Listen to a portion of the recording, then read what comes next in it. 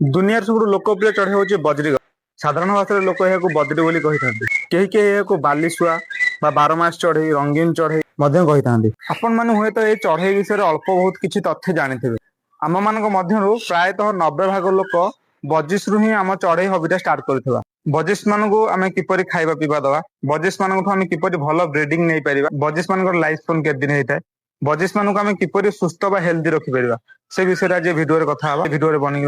नमस्कार मु दीपक स्वागत करुँ मो दीपक बारू। दुनिया सब छोट कलरफुल चढ़ई कहले बजिश को ही बुझे था बजिश मैंने देखा जिते कलरफुल होता एम किचिरमिचिर साउंड बा चिर्पिंग साउंड शुणा आहरी भल लगी था। बजिश मान साइंटिफिक नेम हूँ मेलोसिटाकस आंडोलाटस। बजिश माने मुख्यतः ऑस्ट्रेलियन चढ़ई एमाने ऑस्ट्रेलिया ग्रास आइलैंड रे देखा जाती एमानको ग्रास पैराकिट बोली कह जाए। बजिश माने वाइल्ड रे कॉलोनी बा दल बांधि रहा पसंद करथां वाइल्ड रे केवल ग्रीन बा सबुज रंगर बजिश ही देखा जाए किंतु विभिन्न प्रकार हाइब्रिड बा म्यूटेशन कराई यार विभिन्न प्रकार रंगर बजिश बजार में बिक्री करा जाउछि जेपरिक येलो व्हाइट ब्लू एत व्यतीत भी आहरी अनेक रंगर बजिश बजार में मिलता है। मु बजिश मानकर किसी अलग कलर बा म्यूटेशन मानकर ना आपको स्क्रीन में रखेबी जोटा कि आपने चाहिए स्क्रीनशॉट करके रखिपारे।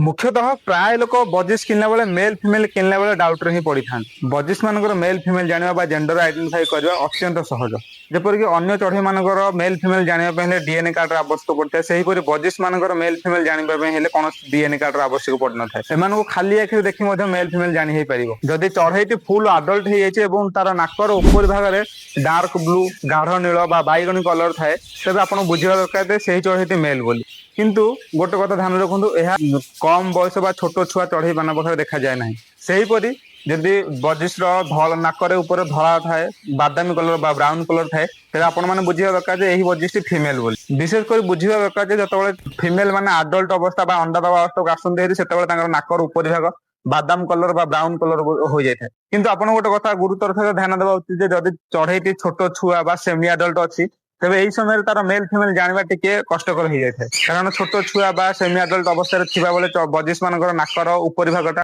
प्रायतः गोलापी कलर बा पिंक कलर होता है अति कम चढ़ई को 4 ରୁ 5 मास है सठिक भाव में मेल फिमेल जना पड़ी था। बजिश मैंने 4 ରୁ ନେଇକି 6 मास मध्य आडल्ट होता है सठिक खाद्य दि जाए सठिक पंजुरी दि जाए 12 ରୁ ନେଇକି 15 वर्ष पर्यटन बची था। एवं आम चढ़ई मान हाउसिंग बा पंजुरी विषय आलोचना करवा मुख्यतः दुईट उपाय आम बजिश मान रखिपर गोटे है कॉलोनी आ गोटे है सेपरेट केज बा इंडिविजुअल केज कर कॉलोनी अर्थ होमें गोटे बड़ जगह 5-10 पेयर नहीं अधिक पेयर छाड़े आम कॉलोनी कही इंडिविजुअल बा सेपरेट केज अर्थ हो अलग अलग पंजुरी कर गोटे गोटे पेयर रखले आम इंडिविजुअल पेयर बोली कही बा सेपरेट केज बोली भी कही था किंतु आम जो गोटे जगह किसी मल्टीपल पेयर छाड़ा आम कॉलोनी बोली कही था। जदि आपने बजिश सेपरेट केज रखा जाऊँ बजिश मिनिमम केज रईज टा हवा दरकार 1.5 फुट माने 18 inch by 18 inch by 18 inch माने हाइट रे 18 इंच लंबा 18 इंच आउ भीतर चौड़ा भी 18 इंच हवा दरकार मिनिमम साइज कर गोटे पेयर बजिश जदि आपण माने बजिश को कमर्शियल भाव में फार्मिंग करने चाहते तेज मोर मतामत जे आपण सेपरेट केज रे ब्रीडिंग कले बहुत भल रिजल्ट मिलिबो किंतु सेपरेट केज रे गोटे प्रोब्लेम आपको टाइम देवा पड़े धरते आप 50टा चढ़ई रखिंट तेज आपको 50टा चढ़ई खाद्य दाना पानी दाना से सब चेंज करा पड़ो किंतु जदि आप कॉलोनी रखिंट तेज गोटे कॉलोनी 50 पेयर रखिले आप कॉलोनी 2टा बा 3टा जगह देते सेटा आपको किंतु कमर्शियल बेसिस रे सेपरेट केसटा ही सक्सेसफुल होती। बजिश मान को आम कौन कौन खाइबा दे पार मुख्यतः समस्त बजिश मान को चीना दाना देते यहाँ आपण मैंने समस्त बहुत जानते आपण समस्त देते एत व्यतीत भी बजिश मैंने आहरी बहुत किसी खाद्य खाई था जोटा कि बजिश मान गोटे सीड मिक्स बनिया हुए चढ़ईटी जंगल रहा बेले विभिन्न प्रकार दाना गुड़ाक खोजी खाई से खाए जंगल जेहेतु आम सबुतक दाना खोजिकी दवा संभव नुहे तेणुक आम तार परिवर्ते जमती कैनाइड seed black millet red millet ए सब मिक्स करके दानार गोटे मिक्सचर करके प्रोवाइड करवा उचित। सेहीपरि सॉफ्ट फूड जमती भेजिटेबल हो गला गाजर बीट बीन्स एगुड़ा छोट छोट चुन चुन करके दे पारिबा एत व्यतीत भी आम गहम गजा बुट गजा मुग एगुड़ा भी दे पार जदि किछि समय आम गरम भात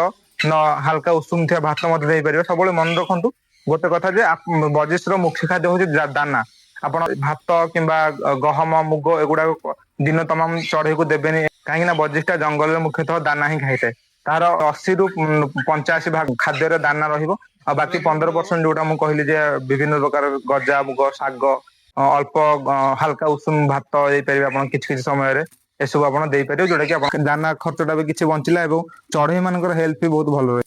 बजिश माने अल्प बहुत विभिन्न प्रकार शाग मध्य खाई था जेपर कि ଧନିଆ ପତ୍ର ହେଇଗଲା, କଲମି ଶାଗ ହେଇଗଲା, ଖଡା ଶାଗ ହେଇଗଲା, ମୋର ବିଭିନ୍ନ ପ୍ରକାର ଶାଗ ସେମାନେ ଖାଇଥାନ୍ତି, ଯୋଉଟା କି ଆପଣ ମାନେ ଚଢେଇ ମାନଙ୍କୁ ସକାଳ ସମୟରେ ବଜିସ୍ ମାନଙ୍କୁ ବିଭିନ୍ନ ପ୍ରକାର ଶାଗ ମଧ୍ୟ ଦେଇପାରିବେ। ଖାଇବା ତ ମୁଖ୍ୟତଃ ଆପଣ ମାନେ କଣ କଣ ଦେବେ ମୁଁ ଆପଣଙ୍କୁ କହିଦେଲି। ଏବେ ଆମେ କଥା ହବା ବ୍ରିଡିଂ ଚାପ୍ଟର ବିଷୟରେ। ବଜିସ୍ ମାନେ କେତେ ଦିନରେ ଆଡଲ୍ଟ ହୁଅନ୍ତି? ବଜିସ୍ ମାନେ 4 ରୁ ନେଇକି 6 ମାସ ଭିତରେ ଆଡଲ୍ଟ ହୁଅନ୍ତି। ଏମାନେ କଲୋନି ରେ ଭଲ ବ୍ରିଡିଂ କରନ୍ତି, ସେପାରେଟ କେଜ୍ ରେ ମଧ୍ୟ ଭଲ ବ୍ରିଡିଂ କରନ୍ତି। ଯଦି ଆପଣ କମର୍ସିଆଲ ବ୍ରିଡିଂ କରିବାକୁ ଚାହୁଁଛନ୍ତି ତାହେଲେ ସେପାରେଟ କେଜ୍ ଟା ହଉଛି ବହୁତ ଭଲ ହେଇପାରିବ। କିନ୍ତୁ ଏମାନଙ୍କୁ ଆମେ ତ ପ୍ରାୟତଃ ଜାଣିଛେ ଯେ ମାଠିଆ ବା ନେକ୍ସଟ ବକ୍ସ, କାଠର ତିଆରି ବକ୍ସ ବା କାଠର ନିର୍ମିତ ବକ୍ସ ପ୍ରାୟତଃ ଦିଅନ୍ତି। କିନ୍ତୁ ଆମ ଓଡିଶାରେ ପ୍ରାୟତଃ, ଓଡିଶା କିମ୍ବା ଅଲଗା ଅଲଗା ଜାଗାରେ ପ୍ରାୟତଃ ସମସ୍ତେ ମାଠିଆର ତିଆରି ହାଣ୍ଡି ଠେକି ବା ଦିଅନ୍ତି।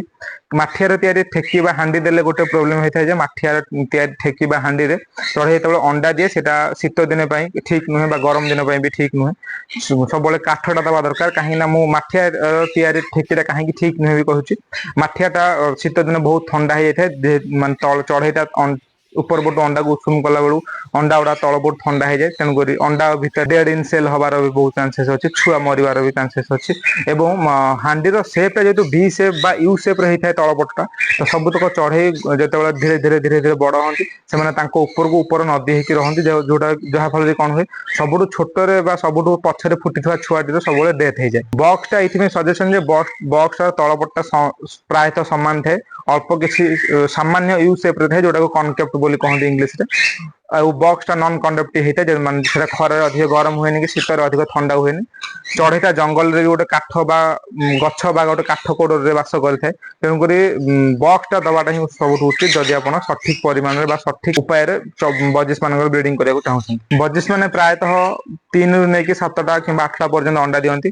ଯଦି ଆପଣଙ୍କର ଚଢେଇଙ୍କର କ୍ୟାଲସିୟମ ଡେଫିସିଏନ୍ସି ଅଛି, ତାହେଲେ ଅଣ୍ଡାର ପରିମାଣ କମିବ। ଫ୍ରିକୁଏଣ୍ଟଲି ବାରମ୍ବାର ବ୍ରିଡିଂ କରୁଛନ୍ତି, ତେବେ ଆପଣ ଭିଟାମିନ୍ କ୍ୟାଲସିୟମ ଉପରେ ଧ୍ୟାନ ରଖିବା ଉଚିତ। ଚଢେଇଟା ଜଙ୍ଗଲରେ ଥିଲାବେଳେ ବର୍ଷକୁ ପ୍ରାୟତଃ ଥରେ କିମ୍ବା 2 ଥର ବ୍ରିଡ୍ କରେ।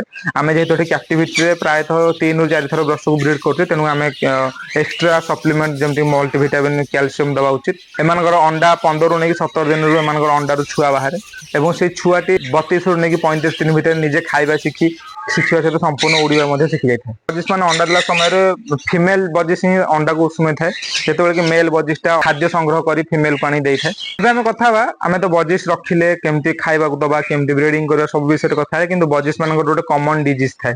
କମନ ଡିଜିଜ ବିଷୟରେ ଆମେ କଥା ହବା।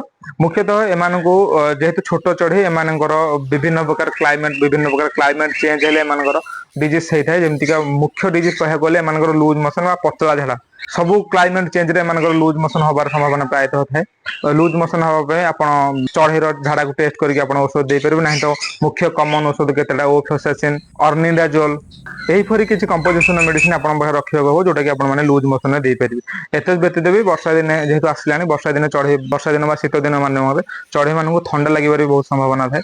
ଆଶା କରୁଛି କି ବଜିସ୍ ମାନଙ୍କ ବିଷୟରେ ସମ୍ପୂର୍ଣ୍ଣ ତଥ୍ୟ ଅଳ୍ପ ବହୁତ କିଛି ତ ଦେଇ ସାରିଛି। ଯଦି ଆପଣମାନଙ୍କ ମଧ୍ୟରେ ଆଉ କିଛି ଡାଉଟ୍ ଥାଏ, ତେବେ ଆପଣ ମାନେ କମେଣ୍ଟ ମାଧ୍ୟମରେ କୋଶ୍ଚିନ୍ କଲେ ମୁଁ ଅଲଗା ଏକ ଭିଡିଓ ମାଧ୍ୟମରେ ଆପଣଙ୍କ ପାଖରେ ସେ ଡାଉଟ୍ ଗୁଡାକ ନେଇକି ଏକ ଭିଡିଓ ବନେଇ ପାରିବି। ଆଜିର ଭିଡିଓଟାକୁ ଏଇଠି ସାରିବା। ପୁଣି ନୂଆ ଭିଡିଓ ନୂଆ ଟପିକ୍ ରହୁଛି। ନମସ୍କାର।